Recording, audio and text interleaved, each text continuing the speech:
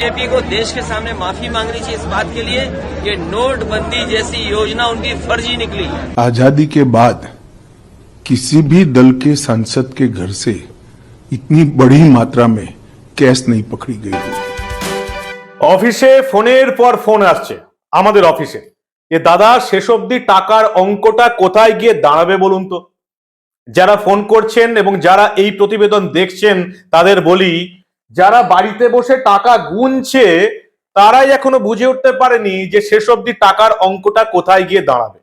প্রতিদিন মাত্র 100 কোটি টাকা গুনতে পারছেন ব্যাংকের আধিকারিকরা, আয়কর দপ্তরের আধিকারিকরা। 6 দিন পেরিয়ে গেল, কংগ্রেস সাংসদ, রাজ্যসভার সাংসদ ধীরজ সাহুর বাড়িতে ইনকাম ট্যাক্সের রেড চলছে। 6 দিন পেরিয়ে গেছে, এখন অব্দি শেষ যেটা খবর 500 কোটি টাকারও বেশি তারা গুনে ফেলেছে। এখন আর কত টাকা উদ্ধার হচ্ছে সেটা খবর নয়, কত টাকা গুনতে পারছে আয়কর দপ্তরের অফিসাররা, ব্যাংকের অফিসাররা, সেটাই খবর। 4-5টা মেশিন খারাপ হয়ে গেছে টাকা গুনতে গুনতে। 24 ঘন্টা ইনটু 7 টাকা গোনা হচ্ছে, তবু শেষ হচ্ছে না। 500 থেকে 550 কোটি টাকা গুনে ফেলা হয়েছে, এখনো টাকার পরিমাণ রয়েছে ব্যাগে। আরো 3-4টে ঘর রয়েছে, সেখানে এখনো তল্লাশি চালানো হবে। সোনার অলংকার রয়েছে, সেগুলো এখনো টাকার হিসেবে সেগুলো এখনো হিসেবের মধ্যে আসেনি। শেষ অবধি কত দাঁড়াবে সেটাই সবচেয়ে বড় প্রশ্ন।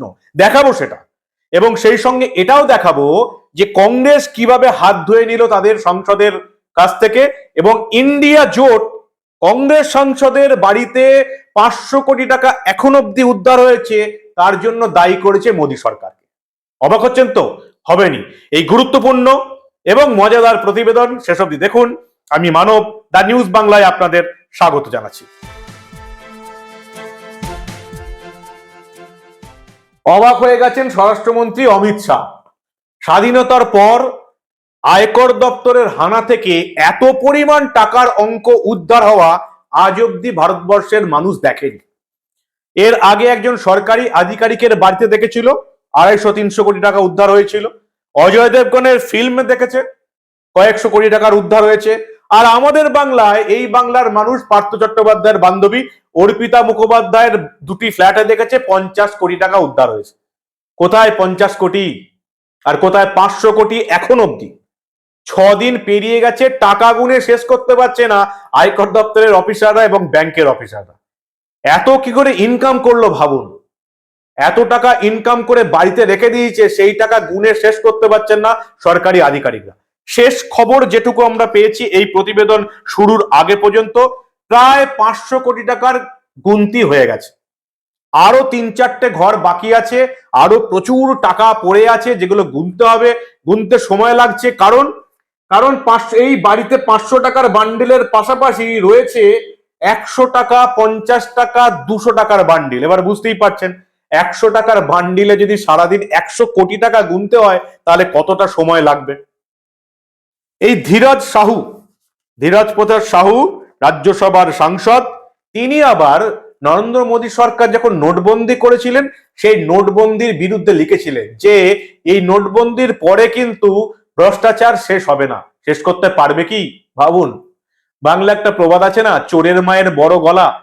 চোর দুর্নীতিবাজ লিখছে যে নোটবন্দি দিয়ে ভ্রষ্টাচার শেষ হবে না। দেখুন ধীরজ সাহুর টুইট, ভালো করে দেখুন।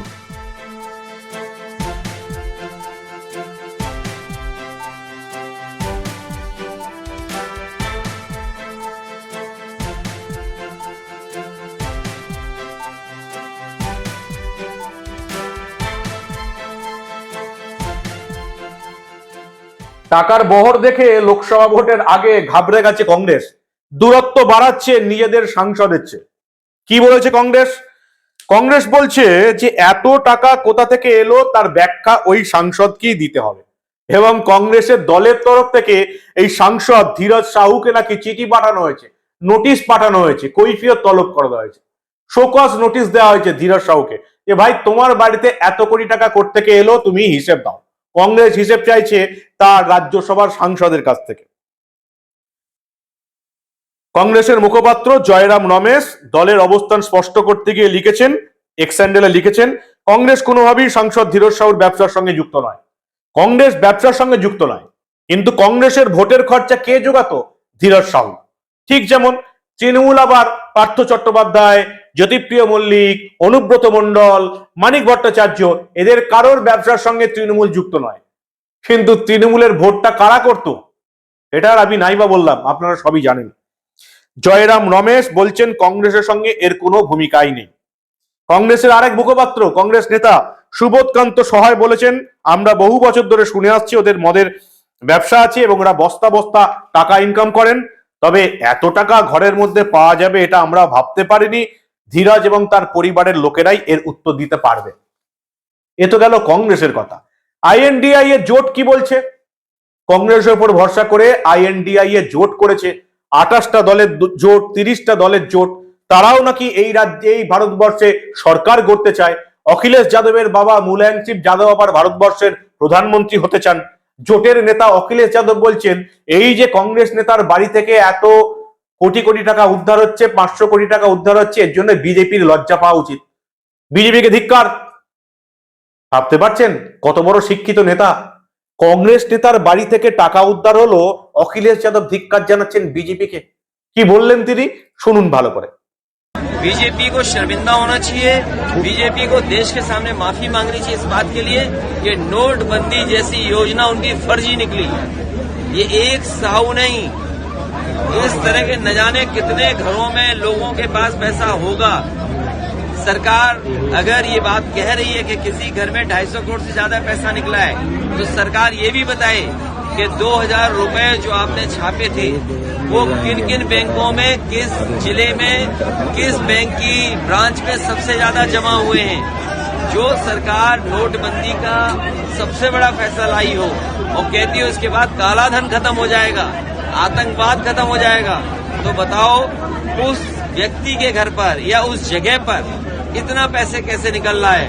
और हम तो অখিলেশ যাদব বলছেন, নোটবন্দির সময় প্রধানমন্ত্রী তো বলেছিলেন কালো টাকা থাকবে না, তাহলে এই যে কংগ্রেস নেতার বাড়িতে কালো টাকা এলো তার জন্য বিজেপি দায়ী। এই দলগুলো সবাই মিলে জোট বেঁধে নাকি ভারতবর্ষে রাজত্ব চালাবে, ভারতের সরকার চালাবে। ভাবতে পারছেন?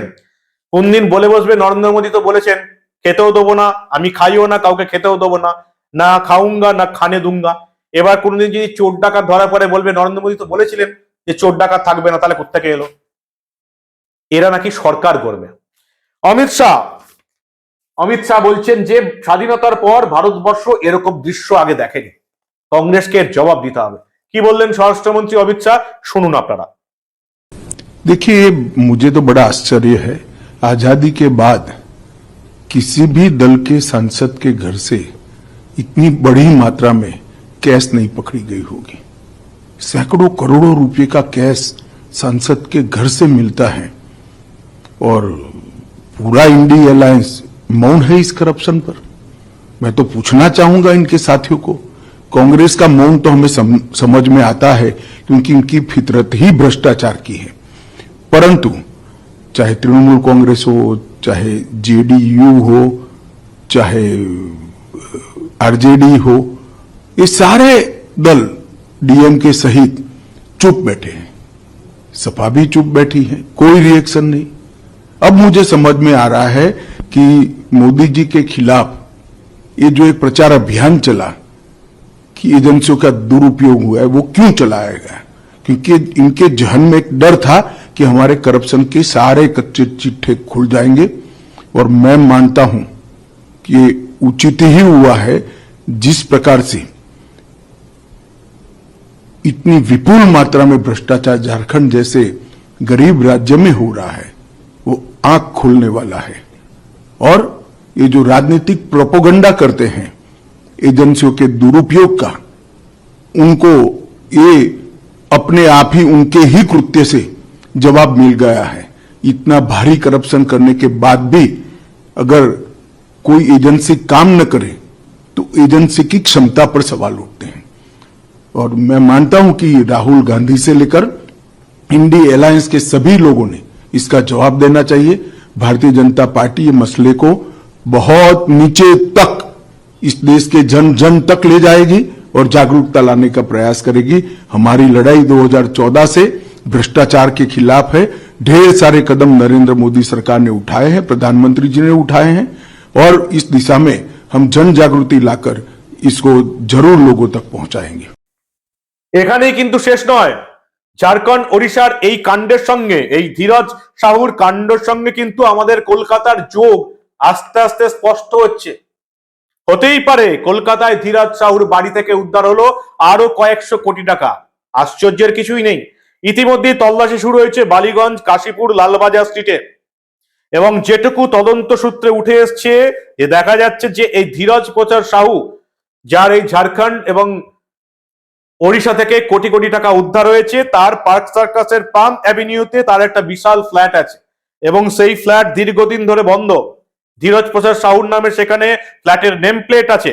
নভেম্বরের 18 তারিখে সেই ফ্ল্যাটে এসেছিলেন রাহুল সাহু নামক এক ব্যক্তি, যিনি ধীরজ প্রসাদ সাহুর আত্মীয় বলে রেকর্ড আছে রেজিস্টারে। এই পাম অ্যাভিনিউ, পার্ক সার্কাসের পাম অ্যাভিনিউর ফ্ল্যাটটা দীর্ঘদিন ধরে বন্ধ পড়ে আছে।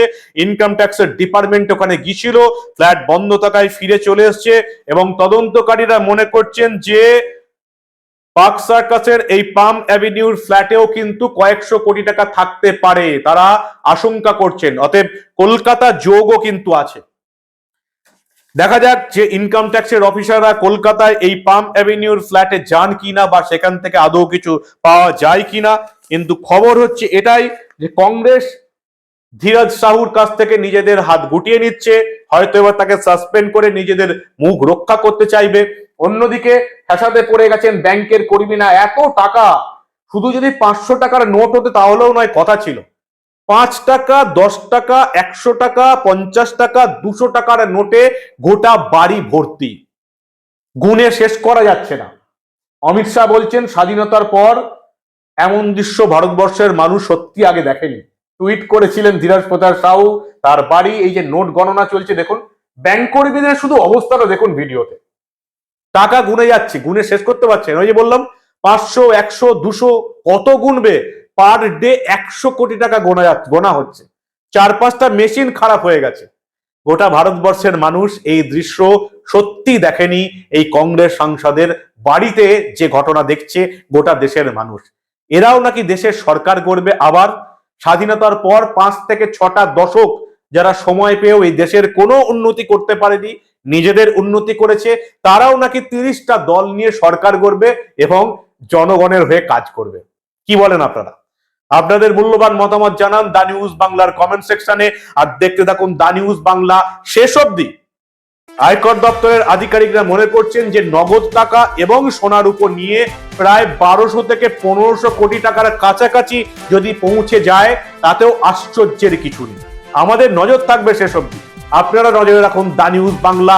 যদি ভালো লাগে বন্ধুদের গ্রুপে এই প্রতিবেদন অবশ্যই শেয়ার করবেন।